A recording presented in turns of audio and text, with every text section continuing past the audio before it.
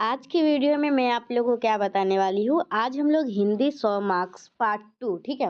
BSc BCom BA, आप लोग किसी भी स्ट्रीम से बीए कर ग्रेजुएशन कर रहे हैं ना, तो आप लोग के लिए ये वीडियो बहुत ही ज़्यादा इंपॉर्टेंट है। अगर आप लोग हिंदी 100 मार्क्स लिए हुए हैं तो देखिए, आप लोग के एग्जामिनेशन में बेसिकली क्वेश्चन किस प्रकार से आता है वो मैं आप लोग को बताई हुई हूँ। आप लोग वो सब वीडियो देख लीजिएगा। हिंदी 100 मार्क्स का प्लेलिस्ट का वीडियो आप लोगों को डिस्क्रिप्शन में मिल जाएगा, ठीक है। तो पहला नंबर क्वेश्चन में रहता है कि निम्नलिखित में से किन्हीं 3 प्रश्नों के उत्तर दें, और कुछ क्वेश्चन दिए जाते हैं। लेकिन दूसरा नंबर क्वेश्चन में क्या रहता है कि किन्हीं 2 अवतरणों का अर्थ स्पष्ट करें। उसमें कुछ अवतरण दिए रहते हैं, कुछ लाइन दिया रहता है और उसका अर्थ स्पष्ट करना रहता है। बाकी सब तो बहुत ईज़ी रहता है, स्टूडेंट कर लेते हैं। जैसे विलोम शब्द हुआ, लिंग निर्णय हुआ और मुहावरा हुआ। तो एक वीडियो में मुहावरा का अलग बना दी थी, तो आप लोग मुहावरा वाला भी वीडियो देख लीजिएगा। एक वीडियो में विपरीतार्थक शब्द का भी बना दूँगी, मतलब विलोम शब्द का, और एक वीडियो में लिंग का भी बना दूँगी, आप लोग देख लीजिएगा। और निबंध में तो अपने से लिखना होता है। सबसे मुश्किल जो होता है ना, वो होता है ये अर्थ स्पष्ट करने वाला। तो इसमें जितने भी चैप्टर है, उसमें जितने भी इम्पोर्टेंट अर्थ स्पष्ट करने वाला है, वो मैं आप लोगों को सारा करवा देती हूँ। आप लोगों को कुछ नहीं करना है, आप लोगों को बस ध्यान से सुनना है। आप लोगों को मतलब कि हो जाएगा कंप्लीट, ठीक है। अगर आप लोग सिर्फ सुन लेते हैं ना, फिर भी आप लोग एग्जामिनेशन में लिख के आइएगा, ये मेरा गारंटी है, ठीक है। सबसे पहला नंबर क्या है, इसका अर्थ स्पष्ट करना है। छोटी-छोटी बातें भी महान बना देती है, बड़ी-बड़ी बातों में भी लघुता झलकती है। बृहत्काय मेघखंड बिना बरसे जाते हैं, नन्ही-नन्ही बिजलियाँ मगर उनमें भी चमकती है। तो इसका अर्थ स्पष्ट करना है, तो सबसे पहले प्रस्तुत पंक्ति महाकाव्य के दूसरे संकल्प सर्ग से यह उद्धृत है। तो आप लोगों को ज़्यादा कुछ नहीं याद रखना है, बस इतना ही याद रखना है कि जो लाइन है ना, वो कहाँ से लिया गया है और उसमें कहाँ क्या बात किया है। लाइन बाय लाइन एग्जामिनेशन में लिखने की ज़रूरत नहीं होती, लेकिन हाँ, इतना पता होना चाहिए। ये छोटी-छोटी बातें भी महान बना देती है, बड़ी-बड़ी बातों में भी लघुता झलकती है। वृत्तकाय मेघखंड बिना बरसे जाते हैं, नन्ही-नन्ही बिजलियाँ मगर उनमें से भी चमकती है। तो ये हम लोग का संकल्प के दूसरे सर्ग से लिया गया है, ये बात आप लोग ध्यान रखिएगा। ठीक है, कहाँ से लिया गया है? संकल्प के दूसरे सर्ग से। महाकाव्यों की परंपरा में आज तक महार्थ व्यक्तित्व ही प्रतिपाद्य विषय के रूप में लिए जाते रहे हैं। डॉक्टर कवि किशोर ने मानो पहली बार मुख्य नायक के रूप में व्यक्ति भी छोटा और विषयधार भी छोटे लिए हैं। इसलिए दृढ़ संकल्प को अतिशय महत्व एवं निष्ठा प्रदान करते हुए बड़े और छोटे, लघु और महार्थ की एक सतर्क वकालत प्रस्तुत प्रसंग में प्रस्तुत की गई है। कवि का कथ्य है कि कभी-कभी बड़ी छोटी बातें भी महान कार्य साधन का आधार बन जाती है। जहाँ बड़ी बातों और वस्तुओं की उपादेयता सिद्ध नहीं हो पाती है, ठीक इनके विपरीत बड़ी बातों में भी निष्ठा और लघुता की बू आती प्रतीत होती है। राम कथा से जो परिचित है वे जानते हैं कि श्री राम के ऊपर किसी अन्य व्यक्ति की चर्चा नहीं हो सकती, और इस तथ्य को अच्छी तरह स्वयं गुनते हुए काव्यकार ने श्री हनुमान जी को नायक के रूप में अपना वरेण्य बनाया है। स्वभावतः यह प्रश्न हो सकता है कि उन्होंने ऐसा क्यों किया। दरअसल राम कथा से परिचित सभी पाठक यह भी जानते हैं कि राम कथा के प्राय समस्त महान कार्य हनुमान के योग सहयोग से पूर्ण हुए हैं। श्री हनुमान के अभाव में लगता है श्री राम न तो सीता की खोज पाते, न रावण से युद्ध में सफलता ही प्राप्त कर सकते थे, न ही लक्ष्मण को पुनर्जीवित कर सकते थे। एक वाक्य में इतना ही कहना अलग होगा कि मात्र हनुमान ही समस्त कर्मों के सफल कार्य साधक रहे हैं। निष्कर्षतः यहाँ तो लघुता ही महानता का श्रेय पाती रही है। कभी कभी बहुत बड़े मेघदंड भी जल नहीं बरसा पाते, और छोटी छोटी फुइयों से भी तालाब भर जाता है।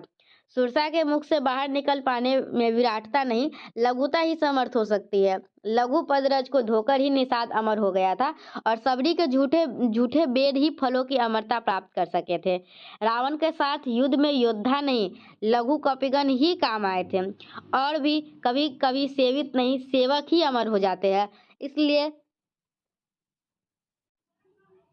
इसलिए काव्यकार ने ठीक ही कहा है, छोटी छोटी बातें भी महान बना देती है, बड़ी बड़ी बातों में भी लघुता झलकती है। दूसरा क्या है, यह भी क्या बात हुई, मंदिर में पहुंचकर भी पांव देवता के छोड़ के गए पुजारी के। तो ये आप लोगों का आजन्य महाकाव्य के संकल्प सर्ग से उद्धृत था। पहला वाला जो था वो संकल्प के दूसरे सर्ग से उद्धृत था, और ये आप लोगों का आजन्य महाकाव्य के संकल्प सर्ग से उद्धृत है। प्रस्तुत पंक्ति आजन्य महाकाव्य के संकल्प सर्ग से उद्धृत है। डॉक्टर किशोर ने इस सर्ग में संकलित वरेण्य की बढ़ाई छोटाई का साधारण पुनर्विचार किया है। राम और हनुमान यहाँ दो ऐसे संकलित महान व्यक्तित्व हैं जिनकी आराधना में भक्त अपना तन मन धन लगा देता है। अब प्रश्न यह उठता है कि हनुमान को भजे तो भगवान राम को क्यों न भजे, जो हनुमान के भी वरण्य रहे हैं। श्री राम को भजे तो क्या हनुमान की भी वंदना नहीं हो जाती?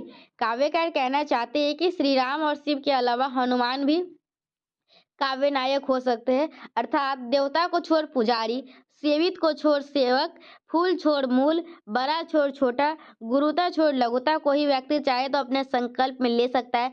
तभी तो कवि ने कहा है, छोटी छोटी बातें भी महान बना देती है, बड़ी बड़ी बातों में भी लघुता झलकती है। ठीक है, चलिए नेक्स्ट क्या है आप लोगों का, ये कौन सा पेज नंबर था, 18, नहीं वो पेज दूसरा कुछ था। चलिए नेक्स्ट क्वेश्चन देखिए, फूलों से भरी डाली की ओर सभी खींचते हैं, मुझको तो मोह गया रूप एक मूल का। प्रस्तुत अंश आजन्य के संकल्प सर्ग से उद्धृत है। आजन्य भक्ति काव्य की परंपरा में महत्वपूर्ण स्थान रखने वाली रचना है। इसमें भक्ति का दो रूप देखने को मिलता है।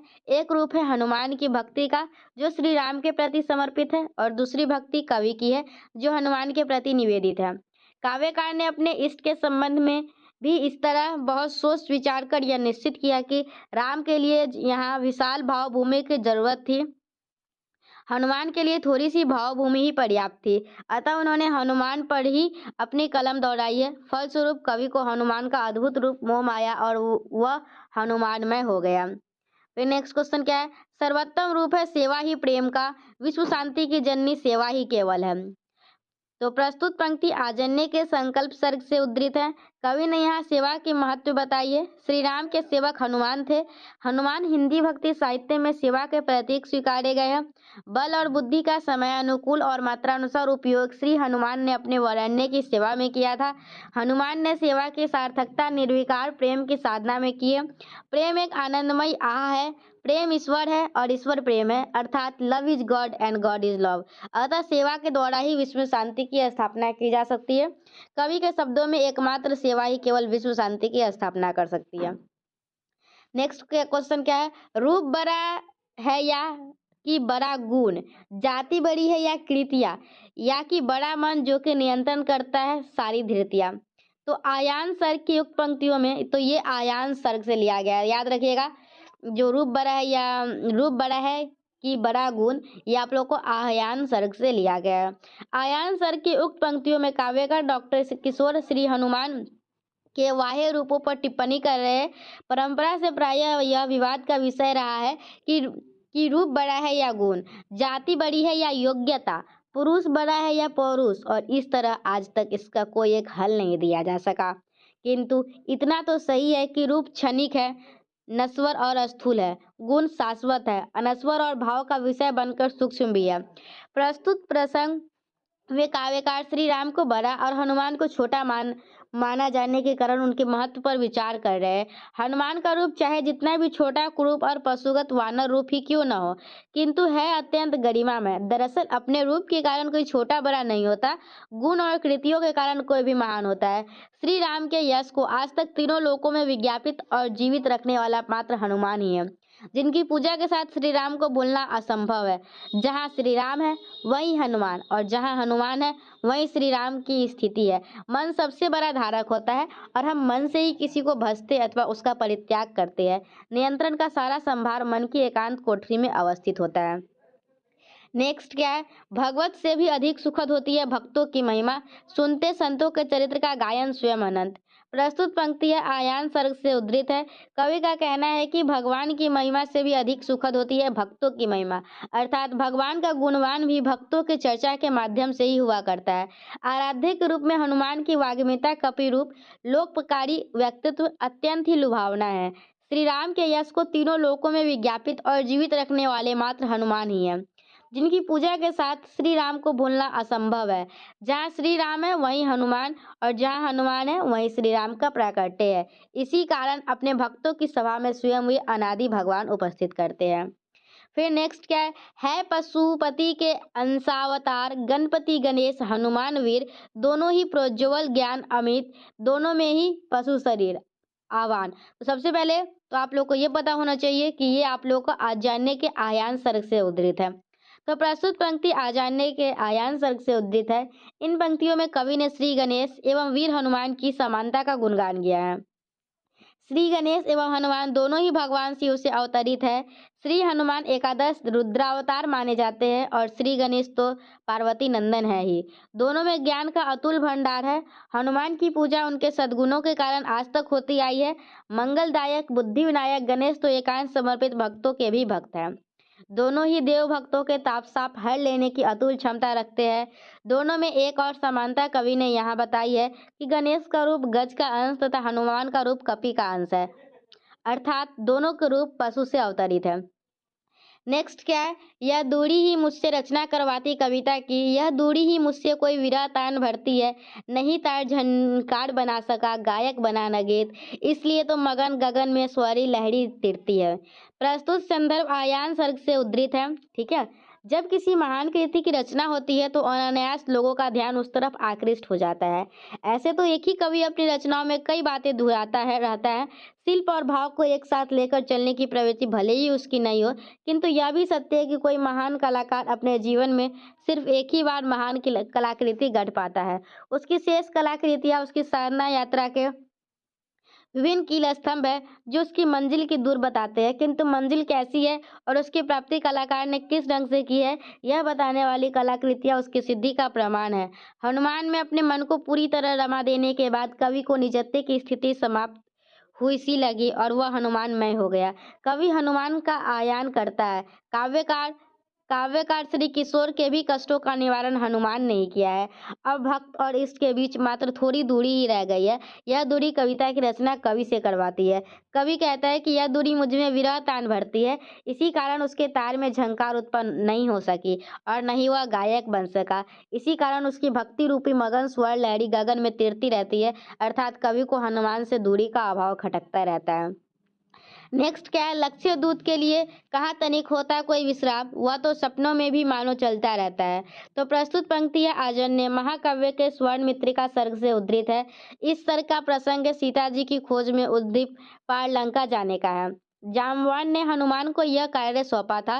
रास्ते में मैनाक दावन ने भी श्री हनुमान को आतिथ्य प्रदान किया, जिसके उत्तर में हनुमान ने दूत के लक्षण को बताया है। वे कहते हैं कि दूत का लक्षण विश्राम करना नहीं होना चाहिए, अपने लक्ष्य तक पहुंचना ही होना चाहिए। एक कर्तव्यनिष्ठ दूत तो इतना कर्तव्य परायण होता है कि सपने में भी वह विश्राम नहीं करता, मानो चलता रहता है। ठीक है, फिर आप लोग का नेक्स्ट क्या है, वह देश बचाकर क्या होगा, चाहे वह सोने का ही हो, जिसकी दीवारों में बंदी रखी जाती है भूत अन्या, मिट्टी की महिमा है महान, वह जग को देती अन्नदान, वह प्राण शक्ति मरने पर भी वह शरण गोद में देती है। तो प्रस्तुत पंक्तियां हमारे पाठ्य पुस्तक आजन्य से उद्धृत है। इन पंक्तियों में काव्यकार ने अपनी मौलिक विचार चेतना का परिचय दिया है। सोना व्यक्ति के जीवन विकास का साधन नहीं बल्कि सर्वनाश का हेतु बनता है। इस प्रकार जो सोना सर्वनाश का कारण बन जाता है, निश्चय ही वह त्याज्य है। इससे तो कहीं अच्छी है वह मिट्टी जो अन्न के दानों को अपने गर्भ से पैदा करती है। कुछ ऐसा ही समझकर काव्यकार ने अपने इस सर्ग का भी शीर्षक स्वर्ण मृत्तिका दिया है। ठीक है, स्वर्ण मृत्तिका दिया है। कवि उस सोने की लंका पर व्यंग करता है जिसके सिंचों में धरती माता की बेटी श्री सीता जी कैद की गई है। काव्यकार स्पष्ट शब्दों में इस तथ्य की उद्घोषणा करता है कि वह देश बचाकर ही क्या होगा, भले ही वह सोने का क्यों न हो, जिसके मुंह में फंसे लोगों की जान पर बनाई हो। सोने ने आज तक सर्वनाश ही उपजाया है, संघर्ष और कलह को ही जन्म दिया है। इसी की नोच खसोट में प्रायः कितनों की जान जाया करती है। किसी अन्य कवि ने भी सोने पर गहरा व्यंग करते हुए कहा है, सोना लावन पिए गए सुना कर गए देश, सोना मिला न पीऊ मिले रूपा भय गए केस। नारी का दुख सुख बन जाता है जब वह जाति जान, पुरुष विरह में उसके ही हरदम जलता रहता है। ये स्वर्ण मृत्तिका से लिया गया है। तो प्रस्तुत पंक्ति स्वर्ण मृत्तिका सर्ग से यहाँ उद्धृत है और इन पंक्तियों में कवि मनुष्य की मन स्थिति की एक मनोवैज्ञानिकता का प्रकाशन कर रहा है। जैसे किसी पुरुष की सर्व इच्छा आकांक्षा एक नारी और पत्नी में संयुक्त होती है, उसी तरह किसी नारी का सर्वस्व उसका पति या पुरुष ही हुआ करता है। हनुमान श्री राम की स्वर्ण मुद्रिका लेकर सीता की खोज में लंका के अशोक वन में पहुंचे हैं और हनुमान के समाचार से उन्हें अवगत करा रहे हैं। स्वयं श्री राम के बारे में यह जानकर कि वे भी सीता के वियोग में उनकी ही तरह विरह ज्वाला में जल रहे हैं, अंतरतम से दुखी है। सीता को बड़ा हर्ष हुआ, उन्हें लगा उनका सब कुछ मिल गया है।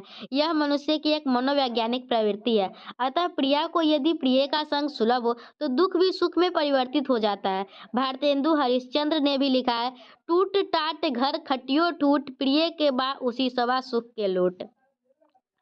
फिर नेक्स्ट है आप लोग का, अगर नहीं है वृद्धि फिर डैश डैश डैश, करता हाथी मतवाला। तो प्रस्तुत पंक्तियां स्वर्ण मित्रिका सर्ग से उद्धृत है और इन पंक्तियों में काव्यकार ने श्री हनुमान की वीरता के प्रशंसा में उनकी बल बुद्धि दोनों की प्रशंसा की है। केवल बल से ही कोई व्यक्ति बलवान नहीं हो जाता, उसे शक्ति बल भले ही कह ले, परोसपूर्ण वीरता कदापि नहीं कह सकते। श्री हनुमान में ये दोनों ही विशिष्टताएं पौरुषपूर्ण शक्ति और वीरत्व बुद्धि थी। रामकथा में श्री हनुमान से साध्यत बल और बुद्धि दोनों से काम लिया है। वे चाहते तो श्री राम का सारा कार्य संपादन अकेले ही संपादित कर सकते थे, बगैर लड़ाई के सीता को वापस भी ला सकते थे और विभीषण को श्रीलंका के राज्य सन पर भी बिठा सकते थे, लेकिन एक यथोचित व्यवस्था पर वे सदा चलते रहे।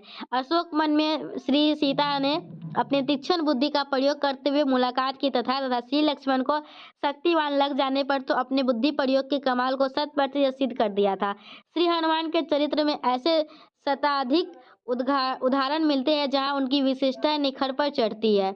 अस्तु काव्यकार का यह कथन सत्य ही प्रतीत होता है कि विजय श्री अपनी वरमाला सदा उसकी की गले में डालती है जो बल और बुद्धि को यथाअवसर प्रयोग करता है। ठीक है, नेक्स्ट क्या, असली सोना दो याग डैश, यदि दो नकली जल जाएगा। तो प्रस्तुत पंक्ति श्यामनंदन किशोर के महाकाव्य आजन्य के स्वर्ण मित्रिका सर्ग से उद्धृत है। प्रस्तुत अंश में काव्यकार ने श्री हनुमान को गंभीर चिंतक व्यक्तित्व के रूप में प्रस्तुत किया है। हनुमान ने महसूस किया है कि सोने की लंका सोने की तो है, किंतु सोने में जो पीलापन उन्होंने देखा वह जीवन तत्व से विहीन लगा। जो सोना जीवनदायी न हो, जिस सोने की नगरी में दूसरों की पत्नियों को चुराकर या छिपाकर रखा जाता हो, ऐसी सोने की नगरी रहकर क्या होगी। इसी संदर्भ में काव्यकार का कथन सटीक ही है कि यदि सोना असली है तो आग में तपने पर वह निखरेगा, परंतु नकली है तो आग में जल जाएगा। और सोने की लंका नगरी का भी यही हाल हुआ। जैसे ही हनुमान की पूंछ में आग लगाई गई, उन्होंने घूम घूम कर सारी लंका जला डाली। जनता त्राही त्राही करने लगी। रावण की स्वर्ण नगरी भी इसी कारण से त्याज्य है, इसलिए इसे जलाकर राख कर देना ही सृष्टि के लिए ज्यादा श्रेयस्कर होगा। जब मन कहता कुछ और डैश, अपनी वाणी का भी पूरा विधान। प्रस्तुत व्याख्या पंक्तियां आजन्य महाकाव्य के शरणागत सर्ग से उद्धृत है। इन पंक्तियों में काव्यकार ने विचार स्वतंत्रता के मौलिक मानवीय अधिकार की महत्व बताई है। निजी स्वार्थ की सीमा से आदमी जब अधिक की चाहना करने लग जाता है, तभी वह दूसरों की आजादी, इच्छाकांक्षा और वैचारिक स्वतंत्रता का अपहरण करता है। सरकार या शासक कोई मशीन नहीं, आदमी ही होता है, वह भी। स्वार्थ की हद से ऊपर उठ जाना ही दरअसल किसी के पतन के कारण बन जाता है। रावण के साथ भी यही हुआ। दूसरे की पत्नी को अपने घर में कैद कर लिया। शासक की असीम अत्याचारी शक्ति के भय से जब जनता की जिया पर मानो ताला पड़ जाता है, अनाचार और भी ज्यादा होना प्रारंभ हो जाता है। कुछ ऐसे ही रावण के द्वारा भी हुआ। भाई विभीषण के पेट पर उसने लात मारी, घर फूट गया और तब राम के द्वारा उसका वध निश्चित हो गया। इन पंक्तियों में काव्यकार का संकेत है कि जनता को अपनी जिया या विचार स्वतंत्रता पर कभी ताला नहीं देना चाहिए, किंतु स्थिति यह आ गई कि मन और शब्द और तन पर व्यक्ति का नियंत्रण बिल्कुल नहीं रह गया। जीने के लिए आजादी का तात्पर्य केवल रोटी कपड़ा और मकान ही नहीं होता, निजी विचार को निर्भ्रांत व्यक्त करने की पूर्ण स्वतंत्रता भी व्यक्ति विकास के लिए परम आवश्यक है। स्वर्गीय पंत जी ने भी अपनी कविता में इस वाणी स्वतंत्रता की अभिव्यक्ति की है। तुम वहन कर सको जन मन में मेरे विचार, वाणी मेरी चाहिए तुम्हें और क्या अलंकार। ठीक है, फिर हम लोग का नेक्स्ट क्या है, जब भी कभी शांति सीता को हरता कोई रावण, तब तब उसको समझाने को मिलता है बंधु विभीषण। गले लगने के बदले डैश नहीं रह लेता है, और क्या है, अथवा में है, काजल के घर में रहना बेदाग त्याग बहुत मुश्किल है। तो इसको देख लेते हैं। ऊपर की समस्त पंक्तियां चलिए, ऊपर की समस्त पंक्तियाँ आजन्य के शरणागत सर की है। प्रायः समस्त व्यक्ति पंक्तियों में काव्यकार वर्तमान समाज की गलत वृत्तियों एवं कृतियों के विरुद्ध एक कटु आलोचक की तरह कुव्यवस्थाओं पर गहरा आक्रमण करता है और यह आक्रमण बड़ा सटीक, स्वाभाविक तथा यथावसर हुआ है। काव्यकार किशोर और एक एक युग विचारक के नाते समाज के उत्तरदायी व्यक्तियों को सचेत करना चाहता है। शासक का अर्थ है कि वह अपनी प्रजा को गले लगाए, न कि लात मारकर घर से बाहर कर दे। यदि ऐसा होता तो सारे भाई विभीषण की तरह घर से निकल जाएंगे और सारा राष्ट्र एक दिन टूट-फूट जाएगा। एक युग विचारक के नाते काव्यकार ने वर्तमान समाज के इस पतन का कारण ढूंढते हुए बताया है कि समाज का सबसे बड़ा शत्रु वह है जो हाथी के दांत खाने के और दिखाने के और रखता है। इसलिए आज का व्यक्ति शत्रुओं से भी अधिक, अपने मित्रों से अधिक भयाक्रांत हो गया है। काव्यकार की यह उक्ति है कि वर्तमान समाज रूपी काजल की कोठरी में आज बेदाग रह पाना मुश्किल हो गया है। रावण की आसुरी वृत्तियों से भी राम के चरणों में प्रीति नहीं हो सकती है। यह सही है कि पानी में आग नहीं लगती, लेकिन अनाचार जब सीमा पार कर गया तो पानी में भी आग लग सकती है, जैसे श्री हनुमान ने लंका में लगाई थी। आदमी इतना स्वार्थी हो गया है कि वो अपने सोने की नगरी को परित्याग बिल्कुल ही नहीं करना चाहता। हमें अपनी इस रीति को बदलना होगा। रावण जैसे सोने की नगरी का व्यामोह छोड़ श्री राम हनुमान के चरणों की शरणागति प्राप्त करने की आकांक्षा करनी ही होगी। नेक्स्ट क्वेश्चन क्या है? शिलाखंड तले पानी पर पाकर भार न डूबे, कहाँ राम ने कैसे संभव हुआ कपे, अचरज है। अथवा में क्या है? दो पत्थर के लिए राम ने डैश है मेरी क्या महिमा। फिर अथवा में क्या दिया हुआ है? आजन्य ने कहा डैश कैसे सकते हैं तीर। ठीक है, तो श्री हनुमान की, चलिए हम लोग 60 नंबर देख रहे थे ना। शिलाखंड तड़े पानी पर, नहीं 60 नहीं देख रहे थे हम लोग, हाँ 16 देख रहे होंगे। ठीक है, चलिए। शिलाखंड तेरे पानी में पाकर भार न डूबे, कहा राम ने कैसे संभव हुआ कपे, अचरज है। अथवा दो पत्थर के लिए राम ने डैश मेरी क्या महिमा। फिर तीसरा क्या है? आजन्य ने कहा कैसे सकते हैं तीर। तो श्री हनुमान की वाक्पटुता और सूक्ष्म दृष्टि इन पंक्तियों में व्यक्त हुई है। यहाँ श्री राम की महिमा की चित्रण तो है ही, एक विस्मत भरे परिवेश में हनुमान की वाक्पटुता के साथ उनके भक्त हृदय का भी चित्रण है। सचमुच पत्थर का पानी पर तीरना एक आश्चर्य ही है। यह तो हनुमान की सोच थी कि पत्थरों पर श्री राम का नाम न लिखकर छोड़ दिया जाता था और वे राम के अलौकिक प्रभाववश पानी पर तीरने लगते थे। श्री राम को मजाक सूझा और उन्होंने दो पत्थर पानी में छोड़कर डुबा दिए। कहा लो ये तो डूब गए। हनुमान ने अपने सूक्ष्म दृष्टि का परिचय देते हुए कहा कि जो आपके हाथ या साय से छूट जाएंगे, अर्थात जो आपसे विमुख हो जाएंगे, उनका इस जन्म में उद्धार नहीं हो सकता। आप तो समस्त आश्रयों के भी ऊपर एक महान आश्रय है, इसलिए आपकी भक्ति की शरण ही सबका उद्धार कर सकती है। संकेत यह है कि हनुमान ने अपने को श्री राम के आश्रम में ही अमर बनाया है। श्री राम हनुमान ने इस सूझबूझ पर राम मन ही मान विहंसकर मुस्कुराने लगे और अपने आशीर्वादों से भर दिया। बार बार सत्य को परीक्षा देनी पड़ती है, ठीक है, पर डैश वह कभी नहीं झुकती है। ये पंक्तियां आजन्य महाकाव्य के मुक्ति संघर्ष नामक सर्ग से उद्धृत की गई है। इन पंक्तियों में काव्यकार ने श्री हनुमान के चरित्र, शक्ति और निष्ठा का परिचय देते हुए पाठकों को यह सीख देने की चेष्टा की है कि जिन्होंने अपने को छोटा समझ रखा है, यदि वे भी हनुमान की तरह ही पूरी लगन से साधना करें, कर्म फल में पूरी निष्ठा रखकर अपने चरित्र को कार्य रूपों में ढालने की कोशिश करें, तो स्वर्ग स्वयं धरती पर उतर आएगा और सारा असंभव भी संभव हो जाएगा। यह दरअसल सत्य की ही परीक्षा है जो प्रतिपल चलती रहती है। शर्त सिर्फ इतनी है कि इस सत्य शक्ति को बराबर पुण्य कार्यों की ओर दक्षित किए रहना चाहिए।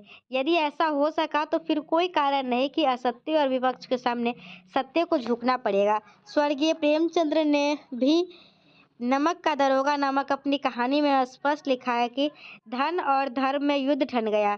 धन उछल उछल कर धर्म पर आक्रमण करने लगा। क्षण भर के लिए धन के आगे धर्म को झुकना पड़ा, किंतु अंतिम विजय धर्म की ही हुई। परोपकार में वहाँ एक भी श्रम शिकार मकर ध्वज सा शक्तिशाली बनकर जन्म लेता है। प्रस्तुत पंक्तियां आजन्य महाकाव्य के मुक्ति संघर्ष सर्ग से उद्धृत है। मुक्ति संघर्ष अपने आप में एक धर्म युद्ध ही था। लड़ना तो कोई भी नहीं चाहता था, किंतु सत्य और न्याय की सम्मान रक्षा के लिए धर्म युद्ध करना ही पड़ता है। अंजनी सूत आजीवन ब्रह्मचार्य रहे और वस्त्र के नाम पर लंगोट धारण करते रहे। ये भक्तों के ताप साप हर लेने की अतुल क्षमता रखते हैं। अपनी नीति एवं शक्ति से रावण के साथ घमासान युद्ध में भगवान के प्रबल सहायक हनुमान ही बने हैं और अहिरावण मारा गया। एक ब्रह्मचारी ने अपनी तपस्या के बल पर विश्व को शक्ति पुंज का फल प्रदान किया। परोपकार की भावना में बहा हुआ एक भी हनुमान जैसा पुंज मकर ध्वज जैसा शक्तिशाली बनकर जन्म लेता है। इस तरह इनकी महिमा की गाथा अनंत है। लास्ट है, छोटे जिनको हम कहते हैं वे ही विराट के मानक होते हैं। प्रस्तुत पंक्ति काव्यकार श्यामनंदन किशोर प्रणीत आजन्य काव्य के शरणागत सर्ग से उद्धृत है। कवि ने यहाँ लघुता की महत्व प्रतिपादित की है। कवि कहता है कि जिन्हें हम छोटा कहते हैं वे ही विराट के मानक हैं। सचमुच छोटे को छोटा मानकर उसके महत्व को कम आंकना उचित नहीं होगा, क्योंकि विराट का मानदंड या मानक लघुता ही है। तभी तो कहा गया है कि लघुता ते प्रभुता मिले, प्रभुता ते प्रभु दूरी, चिट्टी शक्कर ले चली हाथी के सिर धूड़ी। स्पष्ट है, लघुता से ही प्रभुता प्राप्त होती है, अतः छोटे को छोटा नहीं माना जाना चाहिए। ठीक है, तो ये हम लोगों का जो फर्स्ट लेसन था आजन्य, उसमें कुछ अर्थ स्पष्ट करने वाला था, वो मैं आप लोगों को बता दी हूँ। नेक्स्ट चैप्टर जो है उसका मैं आप लोगों को नेक्स्ट चैप्टर संघमित्रा है जहाँ तक मुझे याद है, या फिर जो भी होगा मैं उसका अर्थ स्पष्ट लेके आऊँगी। ये हम लोगों का लेक्चर नंबर 1 था, अर्थ स्पष्ट करने वाला का। ठीक है, तो मिलते हैं हम लोग फिर नेक्स्ट वीडियो में। Till then bye. और आप लोग प्लेलिस्ट में लिंक को चेक करते रहिएगा, अगर नेक्स्ट वीडियो अपलोड होगा तो मैं इसी के लिंक में डाल दूँगी। ठीक है, चलिए, थैंक यू, बाय।